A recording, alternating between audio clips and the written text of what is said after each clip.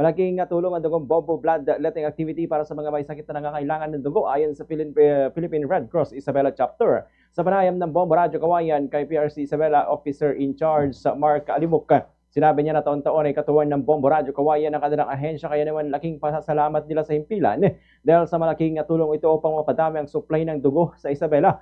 Maliban sa Bombo Radio Philippines at Bombo Radio Philippines Incorporated, ay nagpapasalamat din sa Limok sa lahat ng patuloy na sumusuporta sa kanilang adhikain sa PRC na makalikom ng mga dugo na pandugtong sa buhay ng mga nangangailangan.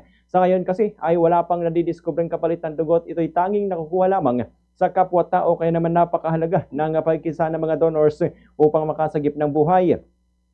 Pinasalamatan din niya lahat ng donors at tinak na hindi masasayang ang kanilang donasyon dahil sa may kakayahan nitong makapagligtas ng buhay ng ibang tao. Ganito ang bahagi ng pahayag ni PRC Isabela Officer in Charge Mark Alimuk. Salamat po sa mga donations nyo din na dugo. Kasi sabi ko nga, ang dugo po ay hindi po talaga napoproduce o nagagawa ng science na magkaroon ng dugo na batsanan sa tao.